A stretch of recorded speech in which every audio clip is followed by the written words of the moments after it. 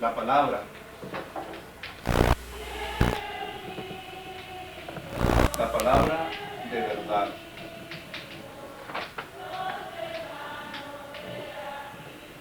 Y pues como le estaba comentando a algunos hermanos aquí, es todo lo que recibí, porque no quería predicar sobre la palabra de verdad. Y por lo tanto no sé cuál es o era la tesis que quieren desarrollar hoy en esta ocasión. Sin embargo, yo quiero desarrollar la tesis siguiente: la eficiencia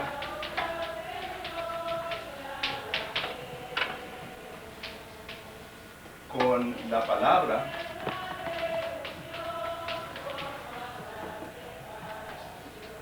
de verdad. La eficiencia con la palabra de verdad depende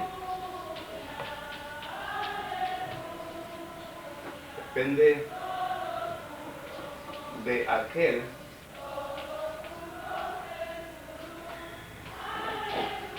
de quien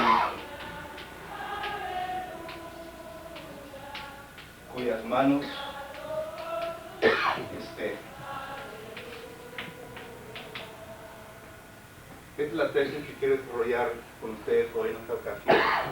La eficiencia con la palabra de verdad depende de aquel de quien cuyas manos esté. En otras palabras, la facultad para lograr un efecto determinado con la palabra de verdad depende de aquel de quien cuyas manos esté. Y esto es lo que quiero que miremos hoy en esta ocasión, concerniente a la palabra de verdad.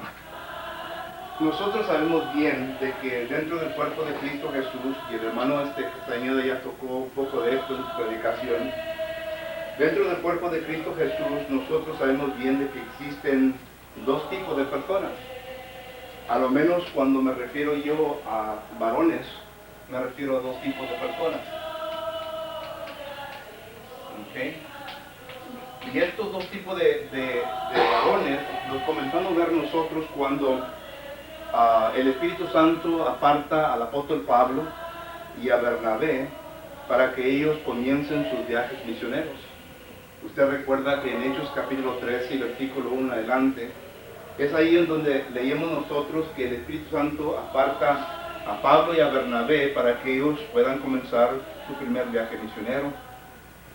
En Hechos capítulo 12 y versículo 12, miramos nosotros en donde el apóstol Pablo se acerca a una casa, a un hogar,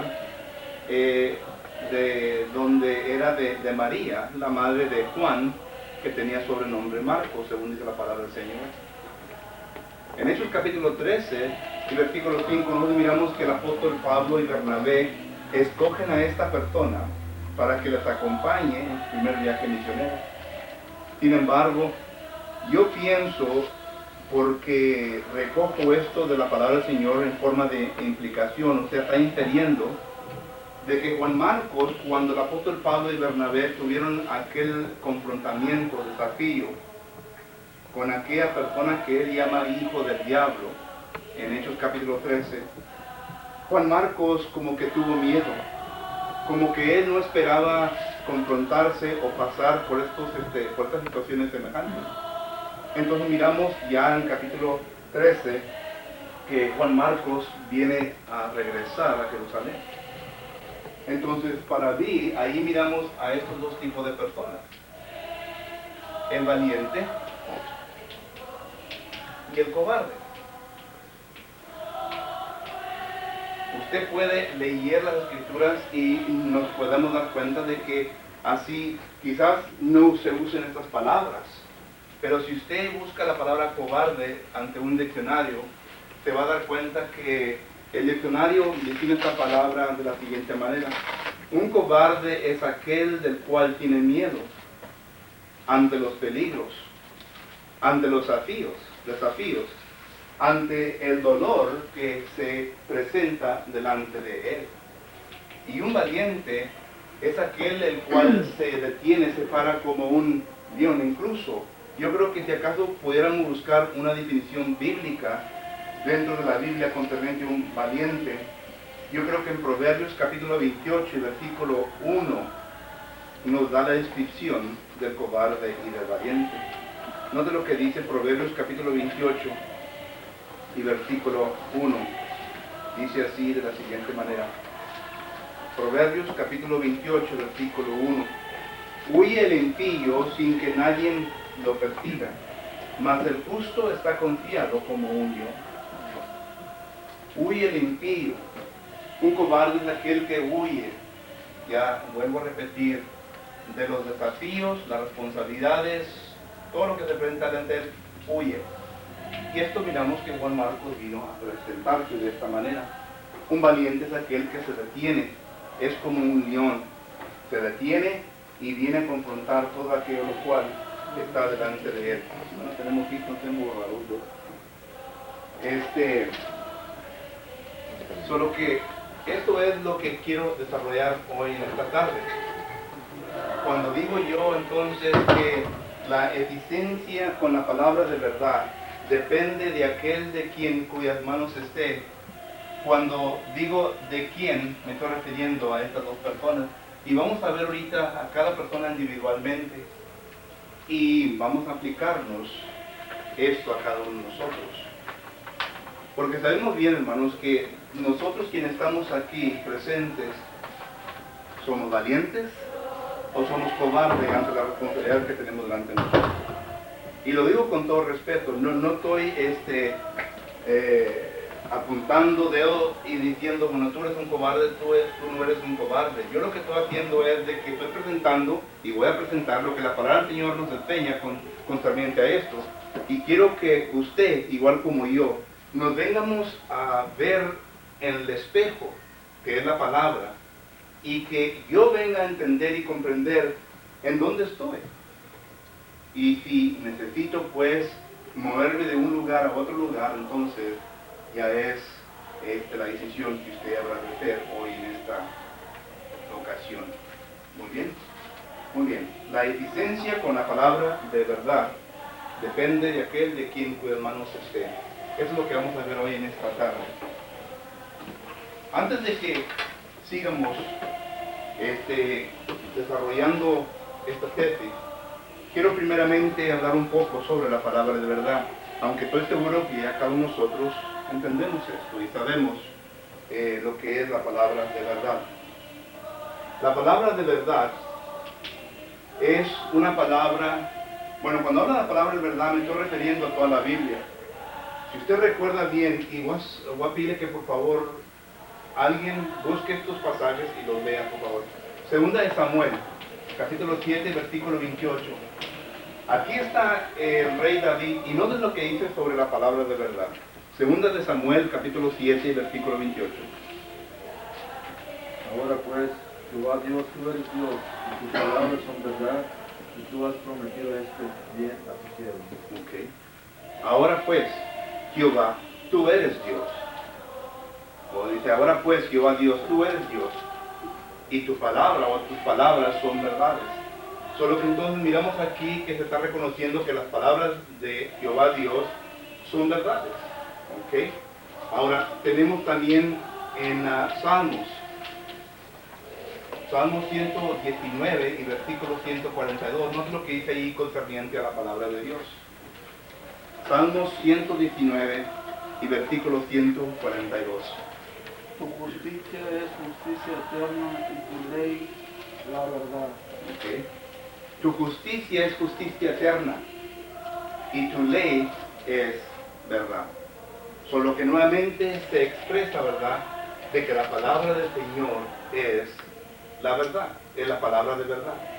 Ahora, hay muchos otros textos en el Antiguo Testamento que nosotros podemos citar que nos enseña que la palabra de verdad es la palabra, la Biblia que tenemos aquí, ¿verdad? Sin embargo, en el Nuevo Testamento, usted bien recuerda el texto de Juan capítulo 17, versículo 17, ¿qué dice? Santifícalos en tu palabra es verdad, ¿verdad? Entonces miramos nosotros que aquí en el Nuevo Testamento la palabra del Señor, de Jesucristo, es palabra de verdad. La palabra de Dios es palabra de verdad. Y en Tito, capítulo 1, versículo 2, ahí tenemos nosotros esto. No te léalo, por favor. Tito, capítulo 1, versículo 2. O es 2.1. No estoy equivocando con esta página. La esperanza de la vida eterna, la cual Dios, que no miente, prometió desde antes de los siglos, del principio de los siglos. Ok. La frase que quiero ahí ver, ¿verdad? Es de que Dios, ¿qué? No miente. No miente. Ok. Y claro que ya conocemos varios textos que podemos poner debajo de esto, ¿verdad? Por ejemplo, Romanos capítulo 3 y versículo 4 dice que sea todo hombre mentiroso y Dios veraz.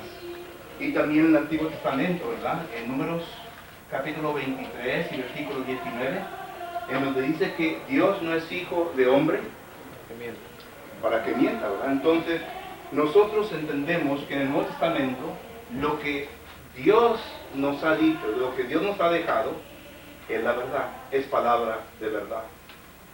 Y vuelvo a repetir, en el Nuevo Testamento aún todavía hay más textos que podemos leer y entender de que la palabra de Dios entonces es la Biblia. Es la palabra que Dios nos ha dejado a cada uno de nosotros. Y si así es entonces, bueno, vamos a buscar el otro. Dios nos ha dejado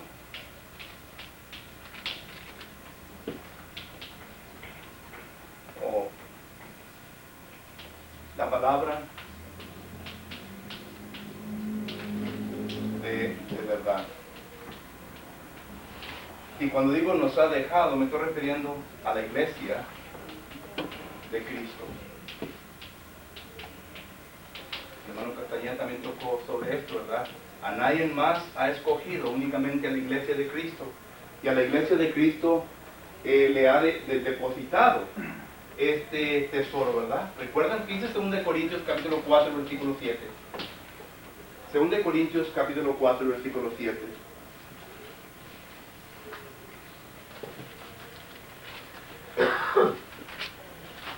Pero tenemos este tesoro en vasos de barro, para que la excelencia del poder sea de Dios y no de nosotros. Okay. Tenemos este tesoro. El tesoro se nos ha dado. El tesoro se nos ha dado para que la iglesia entonces pueda desarrollar la verdad en un mundo perverso, en un mundo lleno de tinieblas. ¿Okay?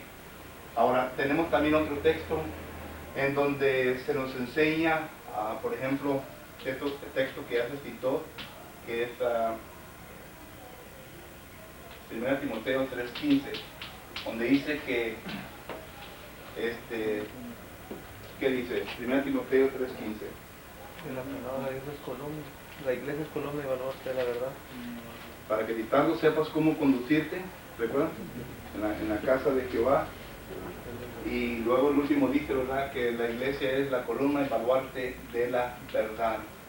Entonces, se nos ha dejado esto, lo cual es de Dios. Se nos ha dejado a nosotros la iglesia. Y esto lo cual tenemos ahora, no tiene ningún error. Es interesante de que nosotros sí estamos cada día con el peligro de que podamos caer en el error. Y de que podamos apartarnos de la verdad, de que podamos apartarnos de esto lo cual Dios nos ha dado, ya tenemos ejemplos. Pero la palabra en sí no se va a apartar de su lugar, que es palabra de verdad. Ahora, eso lo entendemos bien porque la palabra de Dios, en primer lugar, dice en Salmos. ¿Recuerdan Salmos? Capítulo 19 y versículo 17, ¿qué dice? Salmos 19, 7. La ley de Jehová es perfecta, que convierte el alma. La ley de Jehová es perfecta. Ahí está. La palabra perfecta, es perfecta, no tiene ninguna tiniebla, no hay ningún defecto, es perfecta. Esa perfección, esa palabra de perfección, es la palabra que se nos ha encomendado a nosotros, que se nos ha dejado, se nos ha dado. ¿Ok? Y esa palabra, la primera intención que tiene, el primer trabajo que tiene la palabra de verdad, es de que trabaje bien en la vida de cada uno de nosotros. ¿Ok? Que nosotros la podamos usar para que podamos llegar al punto de ser maduros. Y llegando al punto de ser maduros, entonces podamos usar bien, dividir bien la palabra de verdad. Porque si acaso nosotros no dejamos que la palabra de Dios trabaje en nosotros y que nos venga a desarrollar al punto que Dios quiere que estemos, entonces nunca vamos a poder dividir la palabra de Dios verdaderamente. Este es el problema que tienen las denominaciones. Y este es el problema que la Iglesia de Cristo puede tener si acaso no deja que esta palabra venga, la palabra perfecta, venga ¿a qué? A preparar. Según Timoteo, ¿recuerdan capítulo 3 y versículos 16 y 17? Dice que la palabra de Dios es inspirada, útil para corregir, para redarguir.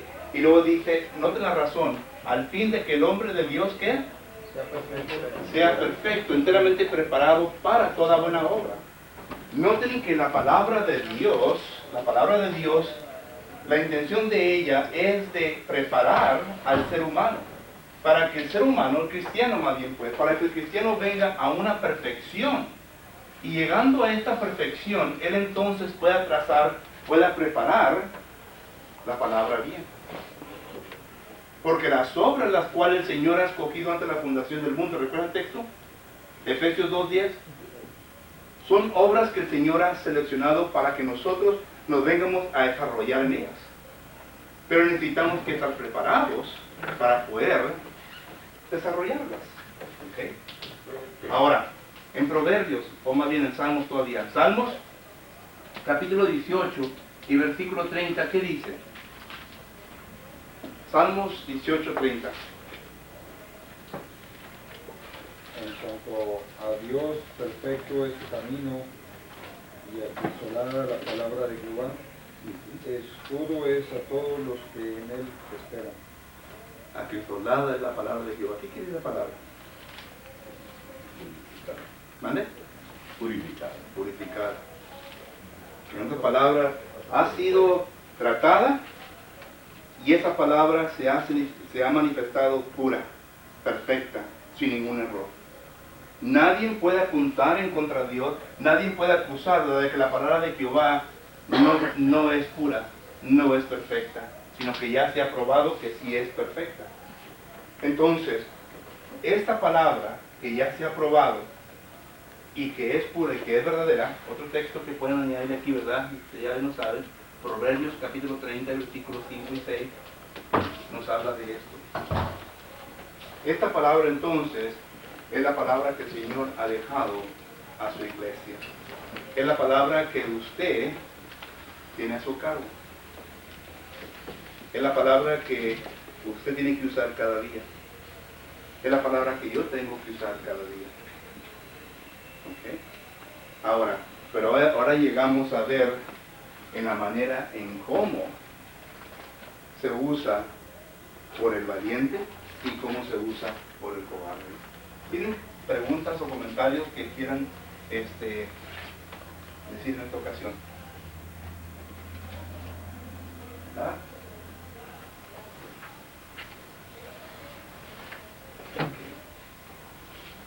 Ya esto, ¿verdad? Son cosas que ya estoy seguro que todos nosotros ya estamos familiarizados y ya sabemos, ¿verdad?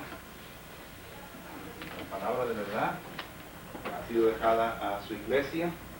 Ok. Otra vez, la eficiencia con la palabra de verdad depende de aquel en cuyas manos esté. Y vamos a mirar primeramente el cristiano valiente. Si la palabra de verdad tiene que lograr un efecto determinado, al caer a las manos de un valiente, entonces, ¿cómo es como el valiente usa esta palabra? ¿Okay? ¿Cómo es como la usa él? En primer lugar, el valiente la usa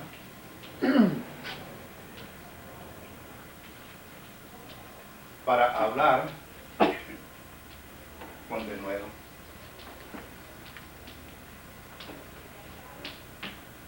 El valiente la usa para hablar con denuedo, la palabra de Dios.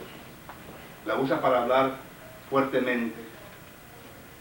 Existen personas dentro del cuerpo de Cristo Jesús quienes no y han expresado su voz, ¿verdad?, de que a ellos no les parece bien de que la palabra del Señor se hable fuertemente, sino que la palabra del Señor debe de hablarse con tranquilidad, debe de hablarse de una manera en donde no venga a ofender a personas. A lo menos yo cuando leo el Nuevo Testamento y miro la vida de, una vez más, como dijo el hermano Castañeda, ¿verdad? Parece que lo hemos puesto de acuerdo. La vida del apóstol Pablo, yo miro que este hombre habla la palabra con denuedo. Él la predica y la enseña con denuedo. Por ejemplo, en Hechos capítulo 13, versículo 44 en adelante. Hechos capítulo 13, versículo 44 en adelante. El apóstol Pablo aquí ya en su primer viaje misionero había cumplido con la responsabilidad de ir a los judíos, de llevar la palabra de Dios a los judíos primeramente, porque así se le había encomendado. Sin embargo, en el versículo 42 del capítulo 13, dice la palabra de Dios de la siguiente manera: cuando salieron ellos de la sinagoga de los judíos, los gentiles le rogaron que el siguiente día de reposo les hablasen de estas cosas. Y despedida la congregación, muchos de los judíos y de los prosélitos piadosos siguieron a Pablo y a Bernabé, quienes hablándoles les persuadían a que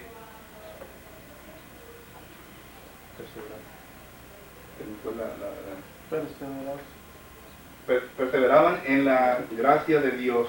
Gracias, hermano. El siguiente día de reposo se juntó casi toda la ciudad para oír la palabra de Dios. Pero viendo los judíos la muchedumbre, se llenaron de celo y rebatían lo que Pablo decía, contradiciendo y blasfemando.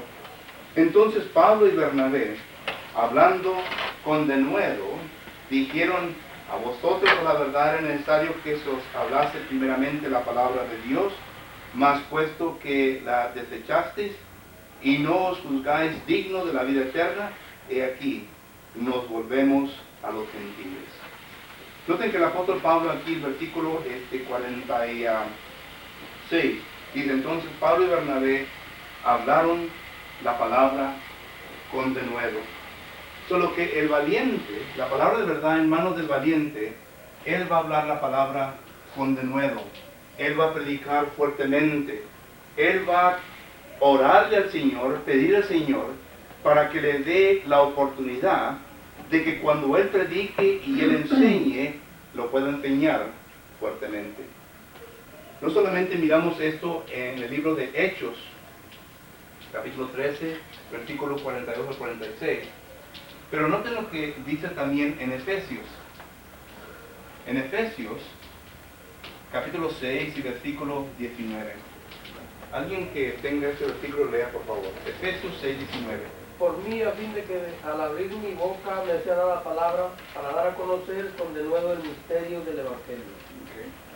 Noten que el apóstol Pablo aquí le está pidiendo a la hermandad y les está pidiendo de que ellos oren por aquellos los cuales predican la palabra de Dios.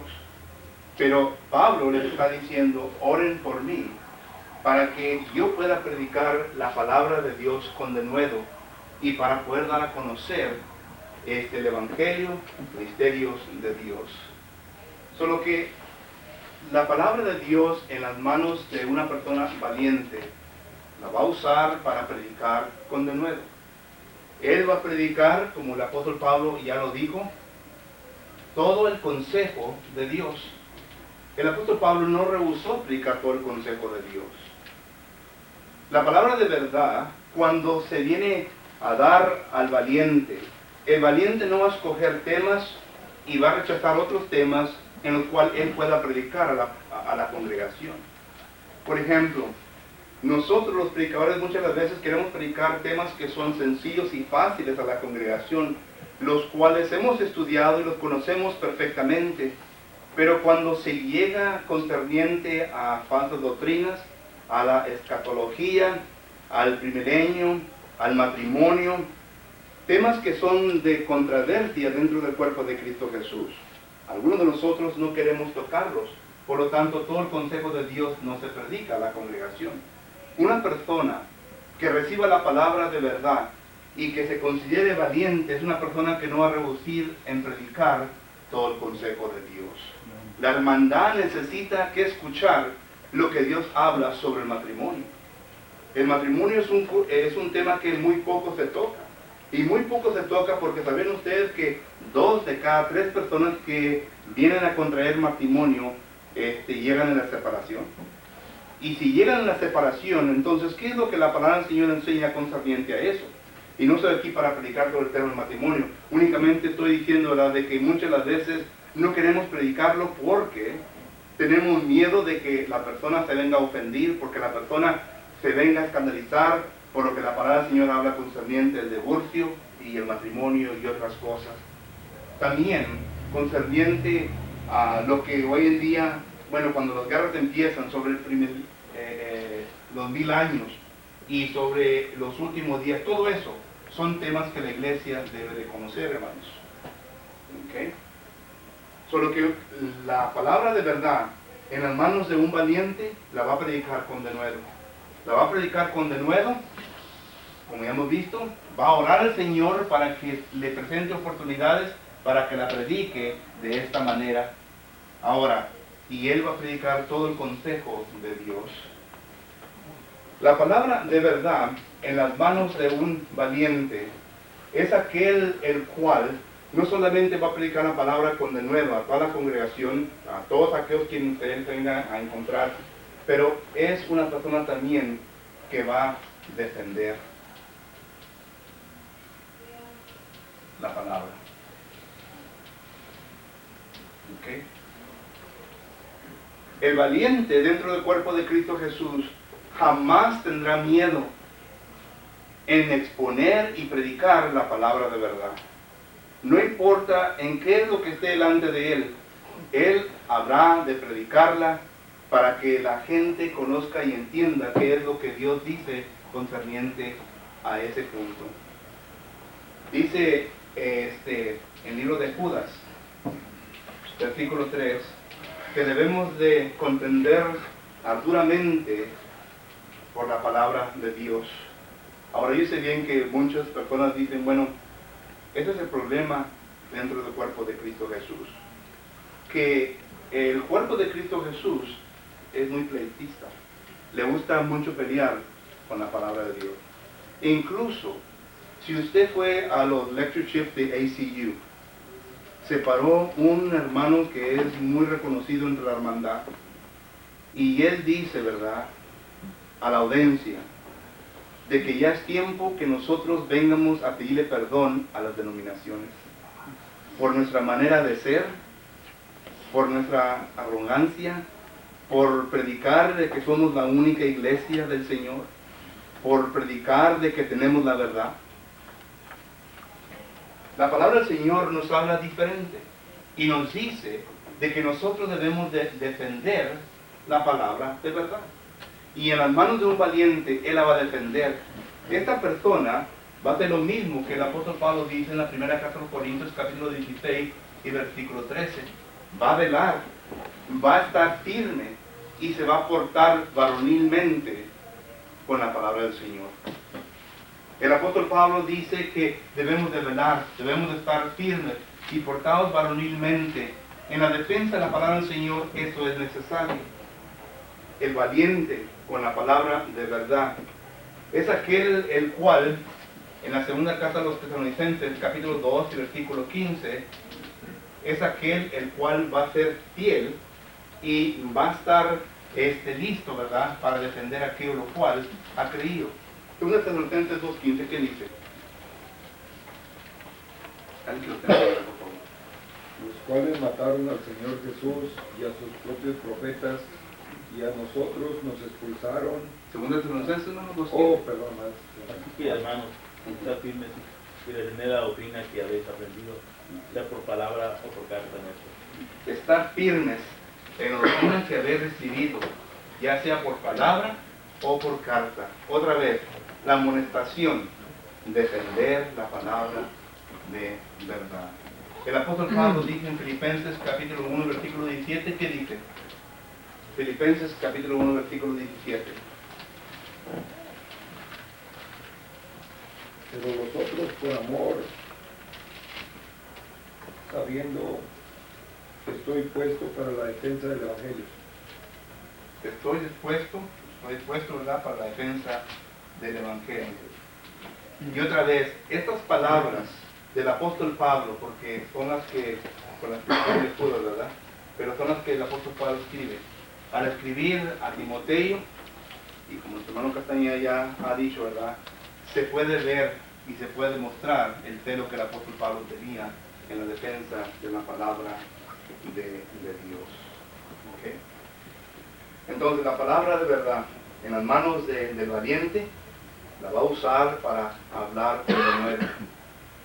La palabra de verdad en las manos del valiente, él va a defender la palabra de Dios. Y noten lo que dice el apóstol Pablo en Hechos, capítulo 20 y versículo 24.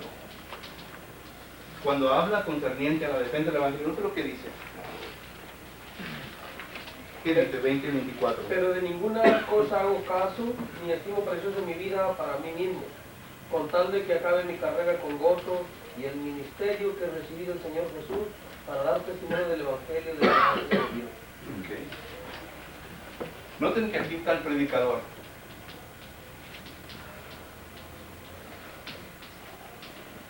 Okay. ¿Qué dice el apóstol Pablo? Otra vez el texto, léalo por favor. No estimo ¿qué?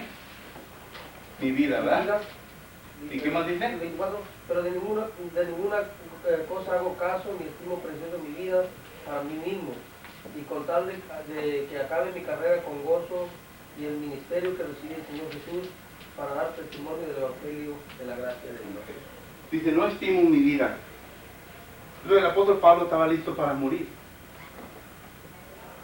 Para defender el Evangelio y morir si era posible. Ahora, hoy en día,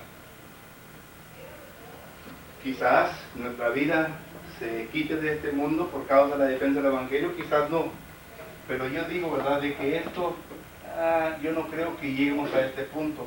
Quizás vayamos a días en donde lleguemos a este lugar, pero quizás no yo. Pero ninguna cosa hago caso. Ahora, ninguna cosa, esto incluye muchas cosas, ¿verdad?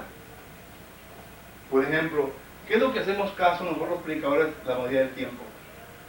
No vamos a nombrar la verdad por lista. Nuestra familia, ¿verdad?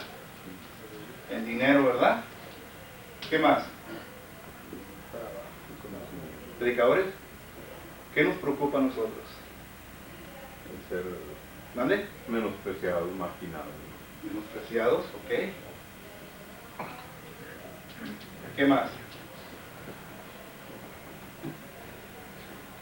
¿Por qué es que no se defiende la palabra de Dios en ocasiones? Temor, ok. Pero en ocasiones, ¿verdad?, en nuestra familia. Aquí estamos, nuestros hijos están teniendo una buena educación en la escuela. Tenemos esta oportunidad para que nuestros hijos puedan tener unas becas para quizás colegio y otros lugares, y pues no queremos, ¿verdad?, más o menos crear ningún tipo de problema que nos cause de que esto pues venga a afectar a nuestra familia. O el dinero. Tenemos un buen salario y no queremos nosotros de que esto se venga a quitar, porque si se quita, entonces, ¿verdad?, quizás vamos a sufrir o vamos a sufrir en la vida. Son solamente ejemplos, hermano, que en el caso del apóstol Pablo, pues cuando dice ninguna cosa hago caso, ¿qué cosas estaban delante del apóstol Pablo que le pueden estorbar para la defensa del Evangelio? ¿Y qué cosas están delante de nosotros que nos pueden estorbar para la defensa del Evangelio? ¿Okay? Ese es el punto que quiero hacer. Ok. Enseguida, miramos nosotros que la palabra de verdad en las manos del valiente no solamente se usa para hablar con denuedo, para defender la palabra de Dios, pero también miramos nosotros que la palabra de verdad se usa para edificar la iglesia. ¿Verdad? Para edificar la iglesia, para prepararla. Esta es una cosa de que normalmente miramos nosotros, que también encontramos falla en ello. Para edificar la iglesia. ¿Qué es lo que dice Efesios capítulo 4 y versículo 11 y 12? Efesios 4, 11 y 12. Y él mismo constituyó a unos apóstoles, a otros profetas, y a otros evangelistas, a otros pastores y maestros, a fin de perfeccionar a los santos para la obra del ministerio, para la edificación del cuerpo de Cristo. ¿Qué dice ahí el texto entonces? Aquí están los apóstoles, los profetas, y luego, esto podemos considerar, ¿verdad?, la palabra de verdad. Pero luego está ¿quién? Los evangelistas, ¿verdad? Evangelistas, Y luego, pastores, ¿dónde? Pastores y maestros. y maestros. ¿Y cuál es el fin de todo esto? Para la edificación, ¿verdad? Edificación de la iglesia o de los santos. ¿Ok? La edificación de la iglesia. Entonces, la palabra del Señor en las manos de un valiente la usa para enseñar a hombres fieles a que ellos vengan a enseñar a otros hombres fieles. Y así se va en adelante. Segunda de Timoteo, capítulo 2 y versículo 1, nos habla de esto. ¿Okay? El apóstol Pablo, cuando él establece las congregaciones en su primer viaje misionero, segundo viaje misionero y el tercero, miramos nosotros que el apóstol Pablo regresa. En Hechos capítulo 15, versículo 38 en adelante, el apóstol Pablo regresa a las congregaciones que se habían establecido, y estas congregaciones que se han establecido, el apóstol Pablo regresa para continuar la edificación de los santos que se habían quedado allí. ¿Okay? Hechos capítulo 20, versículos 31 y 32, nos dice que los discípulos sobreedificaban en la palabra para el crecimiento, para llegar a un punto, ¿verdad?, de que ellos mismos fuesen maestros de la misma manera. Solo que entonces, miramos nosotros que la palabra de verdad en las manos del valiente también se usa para esto, para edificar a la iglesia del Señor. Y la iglesia del Señor, hermanos, necesita bastante edificación. Yo sé bien que es mucho trabajo para una persona, pero si una persona enseña a un grupo de hermanos y este grupo de hermanos enseña a otros, entonces el trabajo se va a hacer más fácil. ¿Tienen preguntas o comentarios concernientes a esto? Sí, hermano.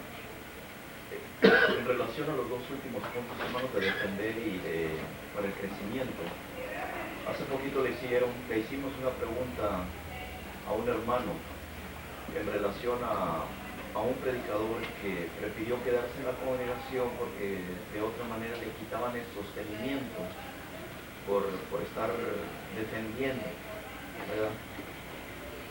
Y dice él debe estar sujeto a los ancianos, puesto que de ahí va a depender sus alimentos, de ahí va a depender todo, dice. Entonces su familia y todo se puede quedar sin sostenimiento por no hacerle caso a los ancianos.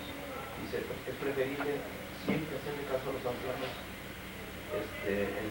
lo que te digan que prediques. Bueno, los ancianos,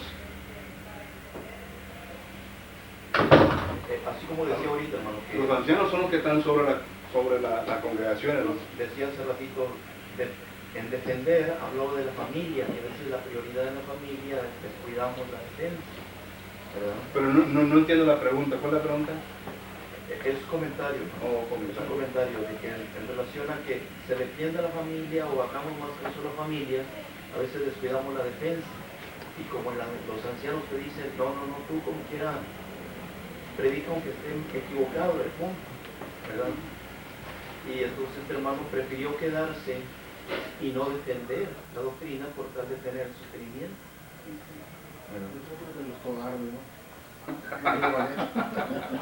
Yo lo único que puedo decir a eso, hermano, es de que, número uno, los ancianos tienen la autoridad, pero tenemos que entender que el anciano también es un ser humano y el anciano también puede cometer errores.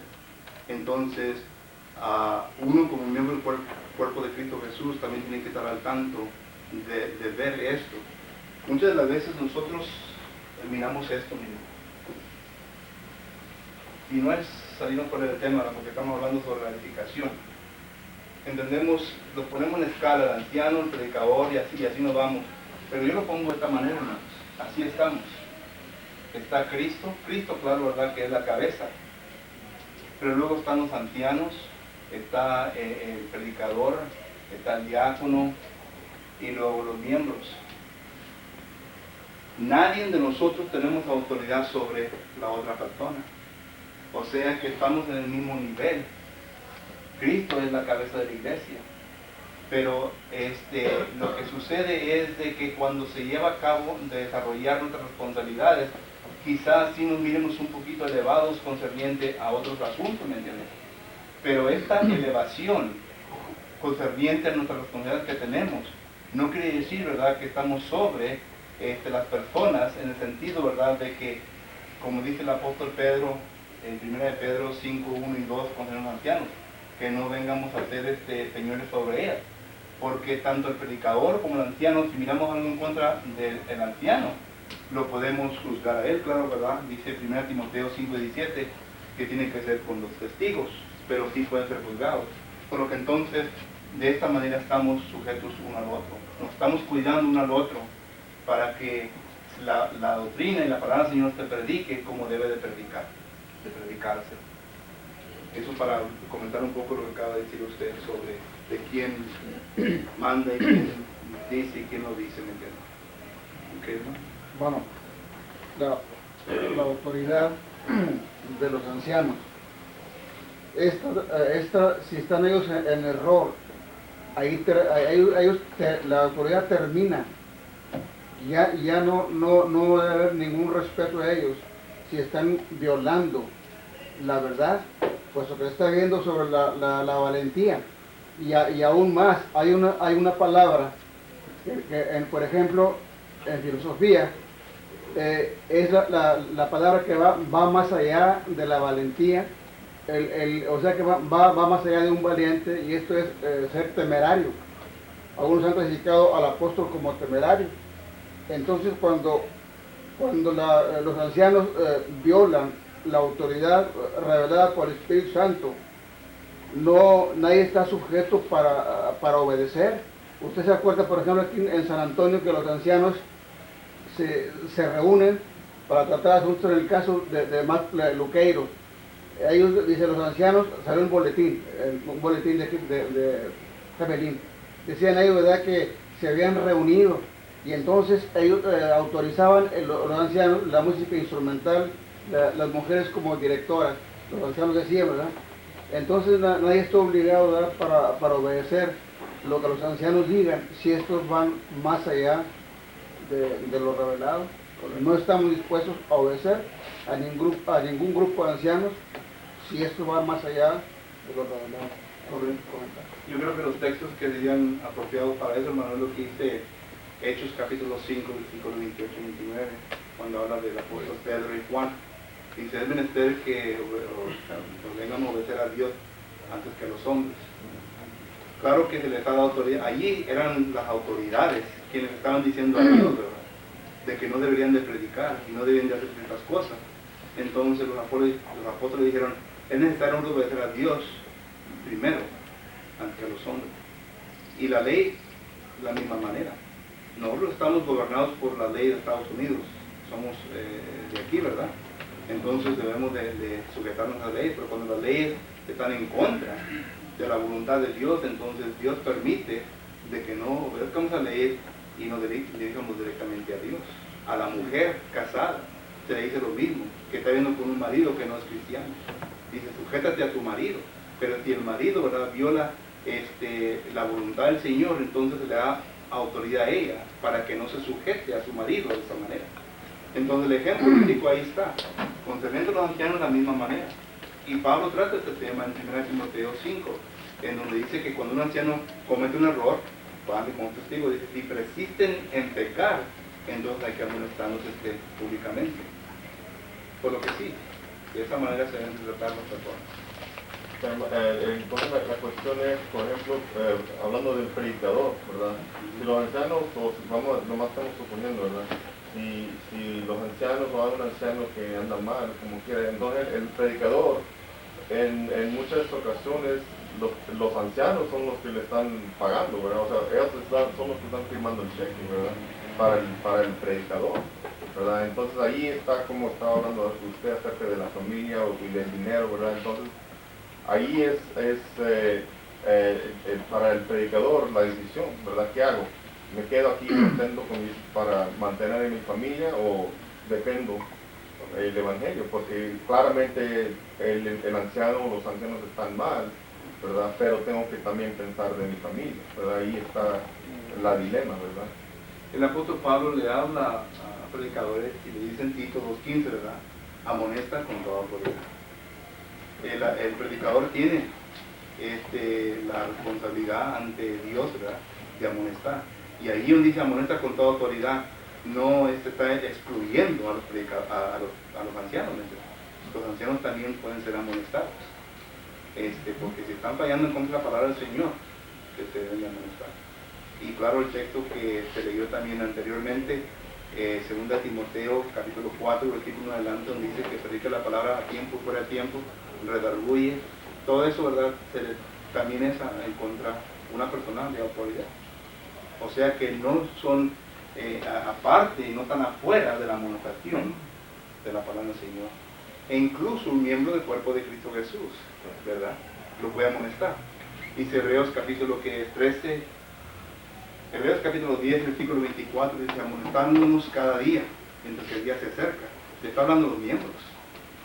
Y no, yo como miembro, ¿verdad?, y el hermano anciano como miembro, lo puedo amonestar ahí. Y claro, ¿verdad?, hay ciertas cosas que tenemos que ver también con los ancianos. Como por ejemplo, como un miembro, yo creo que puede, como está hablando usted, amonestar a los ancianos, ¿verdad? Pero ya un predicador, yo creo que es algo valiente, ¿verdad? Porque yo creo que todos hemos visto casos que cuando uno se opone, en vez de un predicador se opone a los ancianos, entonces es muy claro que va a perder el trabajo, ¿verdad? Si es que, entonces él ya sabe que ya enfrentándose a los ancianos, a un anciano, ¿verdad?, entonces ya muy probablemente va a perder el trabajo y ahora cae a donde estamos hablando acerca, pues qué voy a hacer con mi familia, cómo los voy a mantener, voy a tener que buscar otro lugar, o lo que sea. Entonces yo digo que para un predicador es algo muy valiente, porque ya sabe, ya un miembro se puede quejar con los ancianos, lo que sea, y pues es algo distinto, porque como quiera que sea, no, sí, se va a otra congregación o lo que sea, ¿verdad? Pero un predicador lo corre, ¿verdad? Pues como digo yo, es como miren nosotros el gobierno de la iglesia.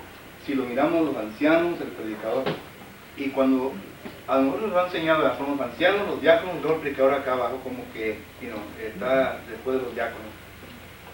Pero es así, hermanos, así es una línea recta, no es de arriba a abajo.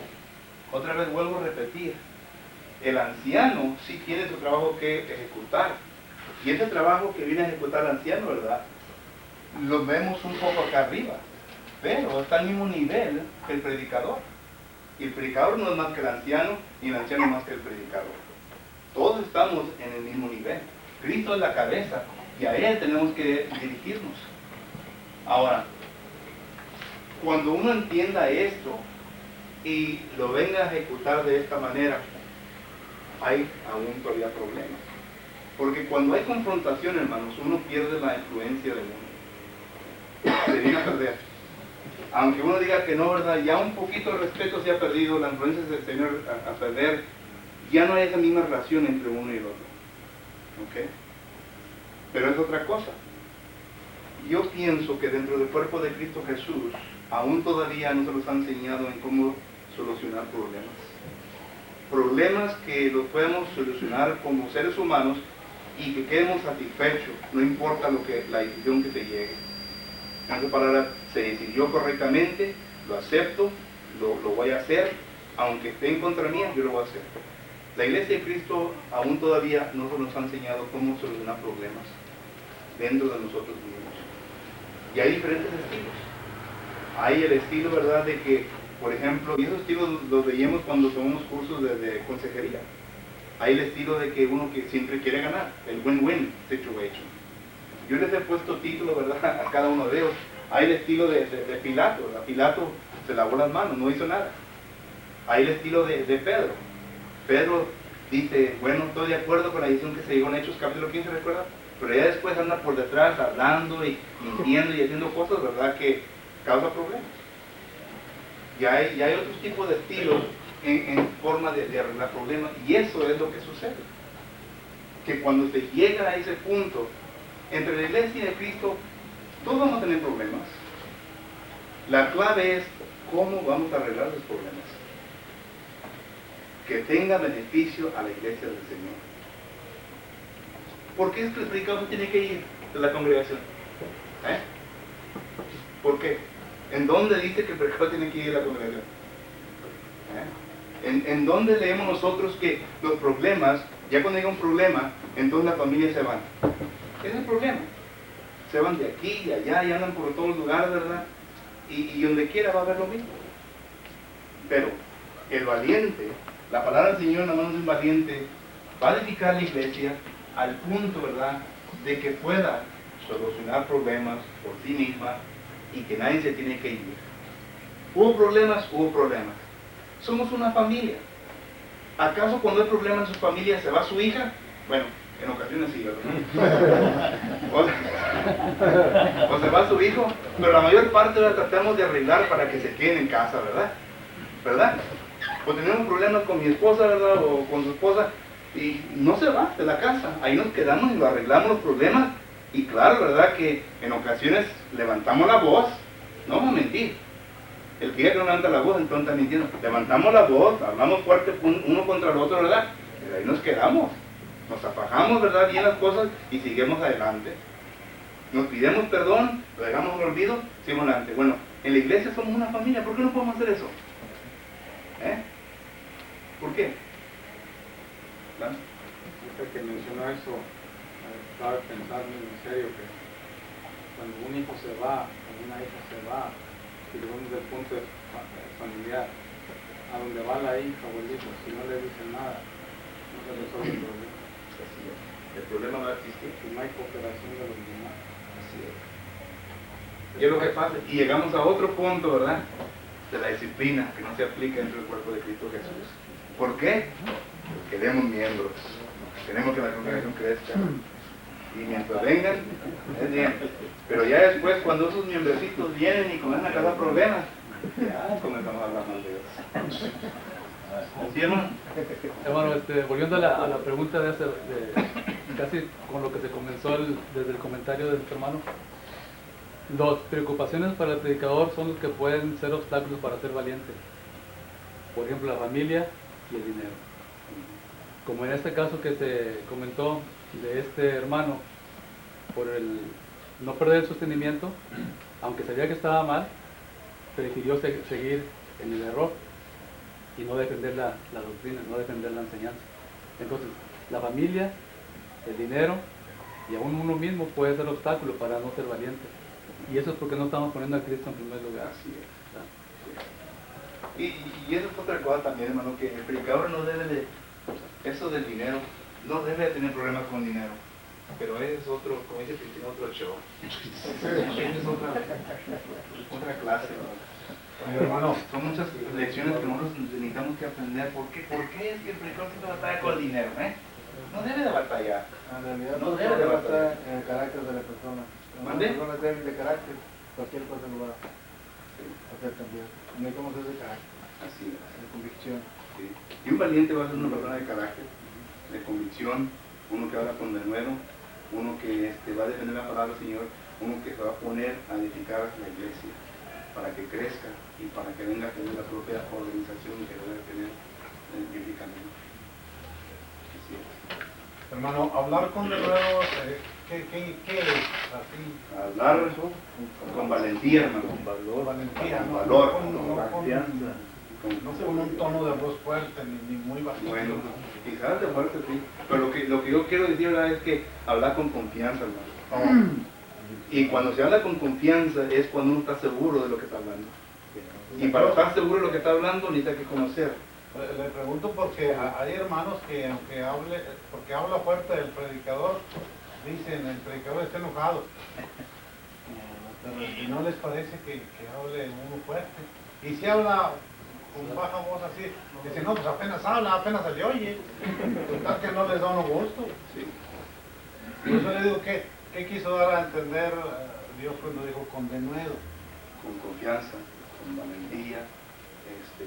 Una persona que conoce la palabra del Señor va a hablar con confianza. Y cualquier cosa va a hablar con confianza porque así es. Decisión. ¿Mande? Con decisión. Con decisión, así es. Ok, pero ahora vamos al cobarde, ¿verdad? Ahora vamos al cobarde. La palabra de verdad en la mano del cobarde. ¿Qué vemos cuando se presenta esto? La palabra de Dios en la mano del cobarde. ¿Qué vemos en él? Bueno, número uno, ¿verdad? No va a defender. No va a defender la palabra. Pues va a afectar todo. Todo va a afectar. E incluso esta persona tiene la palabra de verdad porque se le ha depositado. Si Dios le ha dado la palabra de verdad y ya estuvimos viendo esto. Pero cuando vienen los problemas, a él no le interesa, no le importa. Y déjenme darle un ejemplo de esto. Y lo encontramos nosotros en Apocalipsis capítulo 2. En Apocalipsis capítulo 2 y versículo 14 y 15, aquí está nuestro Señor Jesucristo y está amonestando a una congregación, a los miembros de esta congregación de la siguiente manera. Apocalipsis 2:14. Dice, pero tengo unas pocas cosas contra ti. Que tú tienes ahí a los que retienen la doctrina de Balaam, que enseñaban a Balac a poner tropiezo ante los hijos de Israel, a comer de cosas sacrificadas a los ídolos y a cometer fornicación. También tienes a los que retienen la doctrina de los nicolaitas, la que yo aborrezco. Ahora fíjense, ellos son miembros de esta congregación. ¿Qué tanto tiempo estuvieron haciendo esto? Bueno, el texto no lo dice.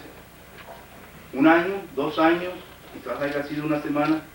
Pero lo importante es de que esta persona, ¿verdad?, llenan la descripción de un cobarde. Un cobarde es aquel que tiene miedo a enfrentarse a sus responsabilidades. Las responsabilidades de esos cristianos, ¿a cuáles eran? Si tu hermano peca contra ti, ¿qué? Mateo 18:15, ¿verdad? Si sabes que un hermano tiene algo contra ti, ve, ¿qué? Y reprende a tu hermano. Mateo capítulo 5, versículo 23 y 24. Hay textos, ¿verdad?, que nos enseñan qué es la responsabilidad de estas personas. Aún sin embargo, miramos que ellos no lo hicieron. Entonces nuestro Señor Jesucristo les dice a ellos, ¿verdad?, yo tengo estas pocas cosas contra ti, contra ustedes. Que ustedes no han defendido la palabra de verdad. Ahora, vamos a hacer la aplicación, hermanos. Aquí está el texto, ¿verdad? Apocalipsis 2, 14 y 15. En ocasiones miramos nosotros dentro del cuerpo de Cristo Jesús problemas y nadie quiere hacer nada. Las razones son varias, pero mi punto es este, de que tenemos la palabra de verdad, tenemos que responder conforme a como ella nos enseña, pero no lo hacemos. Entonces estamos en la misma situación que estas personas.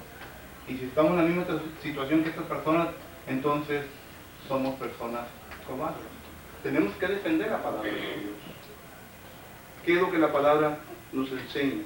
Y otra vez vuelvo a referirme al texto, ¿verdad? Por ejemplo, en una ocasión, y esto porque yo personalmente pasé por esa experiencia, llegué a una congregación y había una pareja que era muy activa dentro del cuerpo de Cristo Jesús. Y al informarme, me di cuenta de que no estaban casados, estaban viviendo juntos, se habían bautizado, pero nadie les había dicho nada. Estos casos, hermano, hoy en día abundan más y más, porque ya vivimos en una sociedad que permite eso. Y otras situaciones también que podemos encontrar en el cuerpo de Cristo Jesús. ¿Qué vamos a hacer? ¿No vamos a quedar callados? ¿O vamos a tratar de arreglar el problema? Es solamente un ejemplo, pero hay otros ejemplos que podemos tratar también dentro de esto. Solo que la palabra de verdad en las manos de un cobarde es aquel que no defiende la palabra de Dios.